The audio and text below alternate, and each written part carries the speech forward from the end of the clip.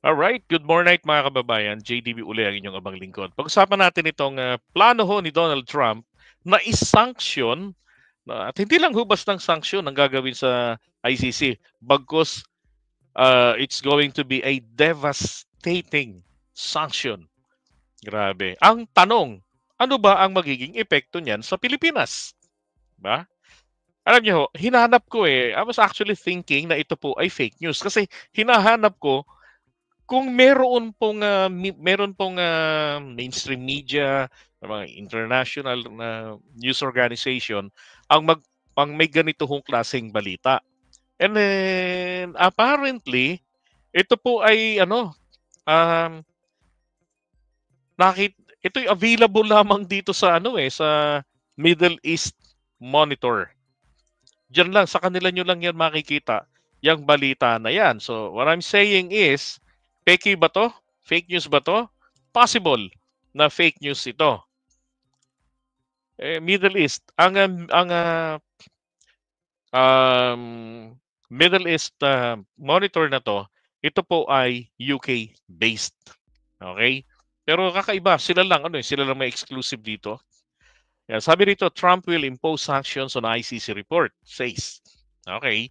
Now, kung titignan nyo naman rin po yung mga ibang yung nilalaman, sabi rito, US President-elect Donald Trump plans to impose devastating sanctions against the ICC in The Hague immediately after taking office.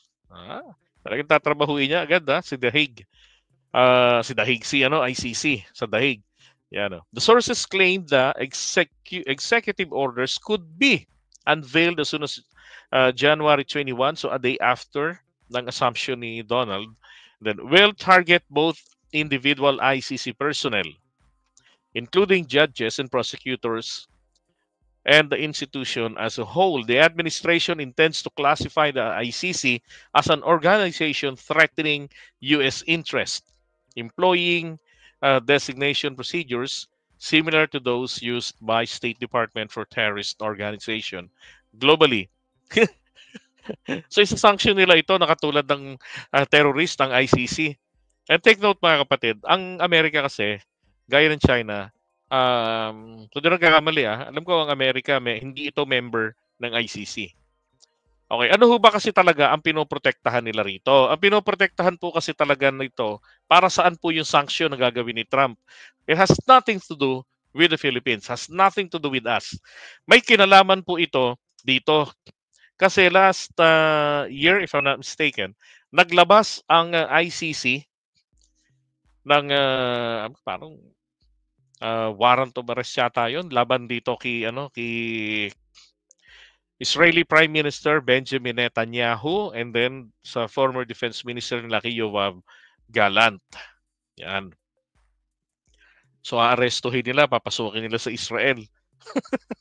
Hindi nga nila member ang Israel. Pero ganun pa man, ang aksyon ng Amerika rito, isa-sanction nila ang ICC. So ano bang sanction previously ang ginawa nila? Kasi totoo, etong dating hepe na to, si Pato Bensuda or Fatu Bensuda or Bensuada, sinanction po nila ito. Kabilang na rin yung ibang mga involved na para sa pag-aresto doon sa may mga binanggit kong personalities sa Israel. Yan.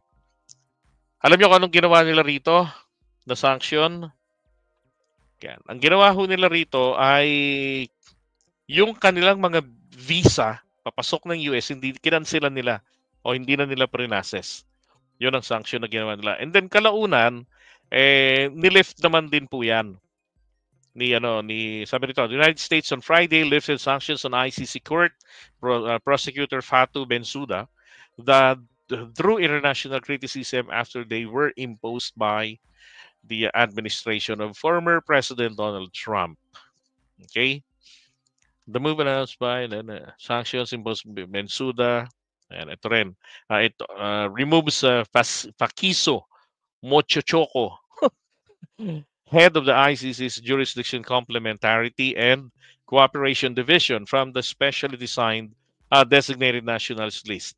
Yan. So, nilift naman po nila yan. Okay? Kaya yung mga nagbubunyi ng mga DDS na, oy, ayan, mawawala na, buburahin na ni Trump ang ICC, hindi po niya mabubura yun. Yung lilinawin ko lang ang sanction ni Trump, pwede niyang i-anunsyo yan, pwede niyang ilabas yan, pero wala namang epekto ito dyan po sa ICC. Okay, hindi nga naka-US based yan eh. Kaya yung mga nag-iisip diyan na ang ICC ay magsasarado na, mawawala na, so hindi na makakasuhan diyan si dating Pangulong Duterte, naku, maling-mali kayo. Okay, maling-mali kayo. Yung mga sanction na ganyan na sinasabi nila Donald Trump, kung tutuusin, hindi naman ito makakapilay. Paano kung ano lang naman usually yun, hindi kayo makakapasok ng Amerika, yung persona non grata. Mga ganun lang naman yan eh. Oo. Tsaka yan ay nasa Europe naman yan, 'di ba? Kaya again, sorry na lamang doon sa mga doon sa mga DDS na nangangarap na malaya na ang kanilang poon. Yeah, that's right. Tama ka, Richard. Yung sanction na yan is to protect Israel, Prime Minister, tsaka yung ibang mga opisyalis doon. So rito sa Pilipinas, tuloy pa rin, maglabas sila ng warrant of arrest, tapos 'di ba, ipa-red notice sa Interpol, and then ang ating NBI or PNP, dadamputin si Duterte. Ihaharap sa korte, tapos saka ililipad papuntang The Hague. That's right, hawak na po. Okay?